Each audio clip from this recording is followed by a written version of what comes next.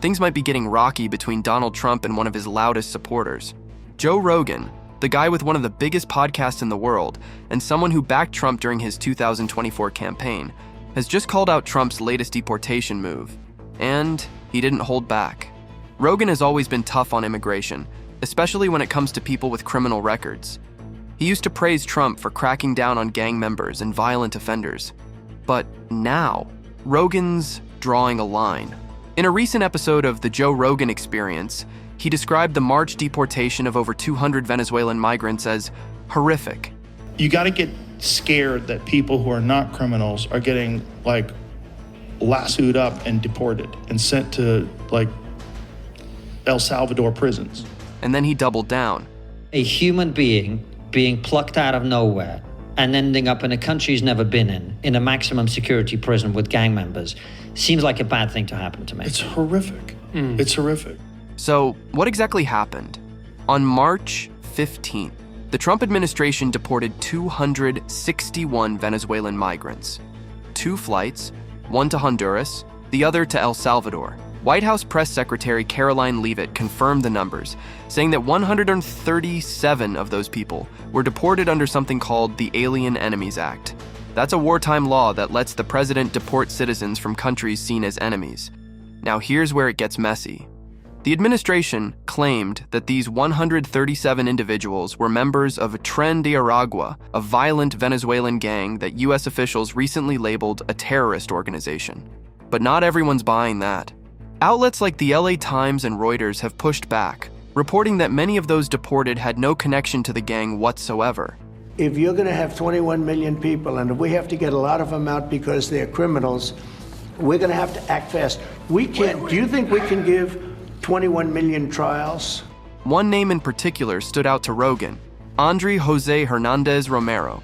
He's a 31-year-old Venezuelan makeup artist who was deported because of his tattoos. Yep, you heard that right, tattoos. Authorities assumed he was part of Tren de Aragua based on his ink, but his friends and family say those tattoos have nothing to do with gangs. They say it's actually a cultural tradition going back over 100 years, starting in 1917. Again, that's bad for the cause. The cause is, let's get the gang members out. Everybody agrees. But let's not innocent gay hairdressers get lumped up with the gangs. Is there any plan in place to alert the authorities that they've made a horrible mistake and correct it? And honestly, that moment hit hard. It showed that even the most outspoken supporters can reach a point where they just can't stay quiet. But that's not all. Rogan's patience with Trump has been wearing thin for a while. Back in March, he slammed Trump for picking a fight with Canada. Yes, Canada. Rogan called it the dumbest fucking feud. Trump had suggested Canada should become the 51st U.S. state and even slapped them with tariffs. And to be honest with you, Canada only works as a state. We don't need anything they have. Rogan wasn't amused. Why are we upset at Canada? This is stupid, he said, referring to 25% tariffs on both Canada and Mexico. But I just want America and Canada to get along. I think it's ridiculous. Yeah. It's as someone who's from Ann Arbor, Michigan, And I don't really think they should be our 51st state. Fair point.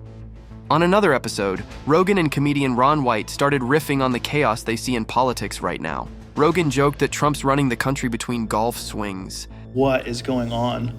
The whole world's mad at us. Trump's playing golf, and in between swings, he's on the phone with presidents of countries. Yeah. We're gonna need more money! Yeah.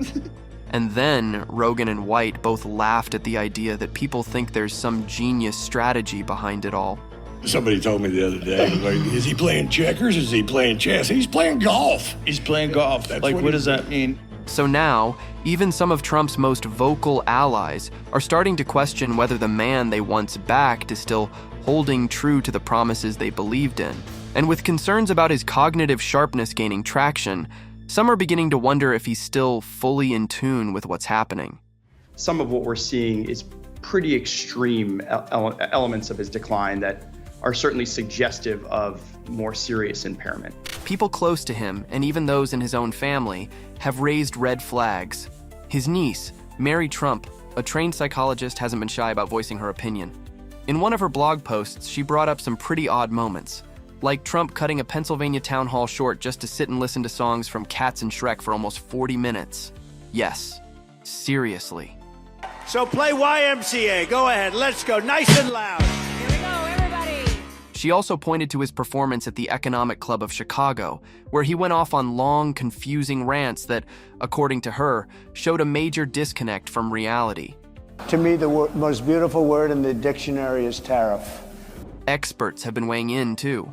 Harry Siegel, a senior lecturer in psychology at Cornell, explained that Trump's issues aren't just about bending the truth. Most politicians spin things a little, sure. But Siegel says Trump's pattern of dishonesty is so extreme, it could meet the criteria for sociopathic behavior. And now there's another layer: linguistic slips and memory issues. They might sound like small gaffes, but according to Siegel, these are signs of early dementia, even though they are intermittent. The energy is so big, it's so like amorphous, it's all over the place. If you make donuts, it's a stove and the truck to bring them to wherever they're being delivered. Dr. John Gartner, a longtime psychotherapist who's taught at Johns Hopkins, has also spoken out.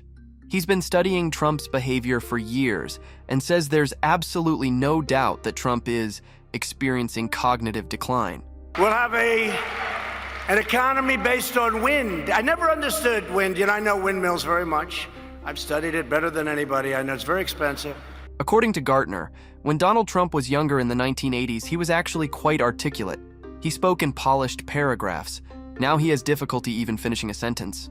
The members of our armed forces, and you understand that very well, the members of our armed forces to immediately waive all applicable state taxes despite these obstacles, Karen. The doctor explains he goes off on these ramblings where he is confabulating things, weird things in which he'll talk about Venezuelans and mental hospitals, and then he'll talk about sharks and batteries or the late, great Hannibal Lecter and Silence of the Lambs. An insane asylum is a mental institution on steroids.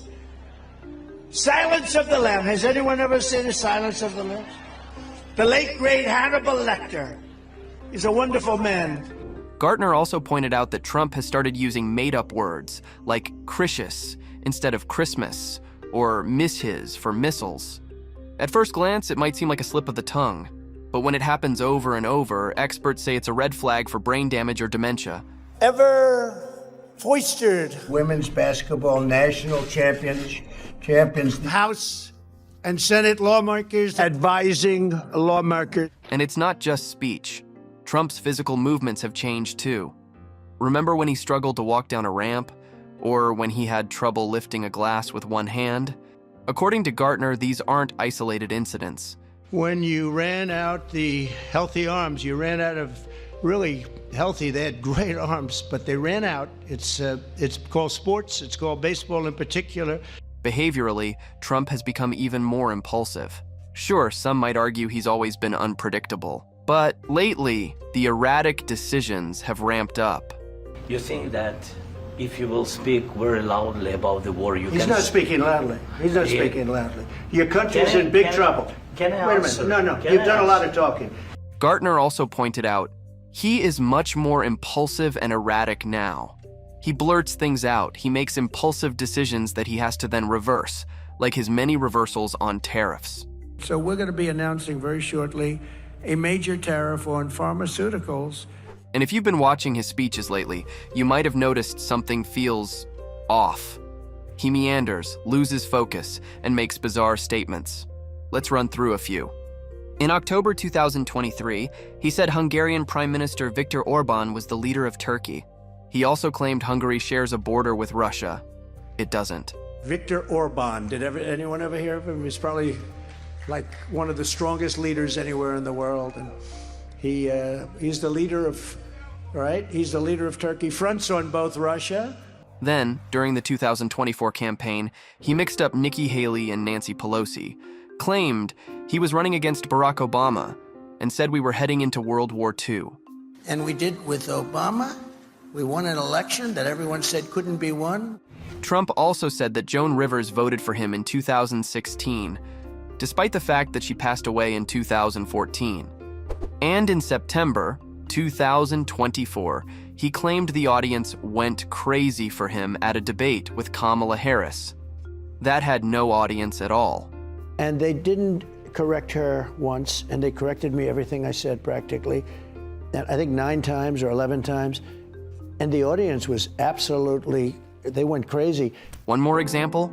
When asked at an economic forum about how he'd make childcare more affordable, Trump talked for nearly 2 minutes without ever answering the question. I was somebody, we had Senator Marco Rubio, and my daughter Ivanka was so impactful on that issue. It's a very important issue. But I think when you talk about the kind of numbers that I'm talking about, that, because look, childcare is childcare. What makes this even more concerning is that Trump has a family history of cognitive decline. His father, Fred Trump, was diagnosed with Alzheimer's. So with everything we've seen, supporters growing uneasy, weird public moments, and experts weighing in, it really makes you wonder, is it reasonable to be worried about Trump's mental state? Or is this all just people reading too much into things? What do you think?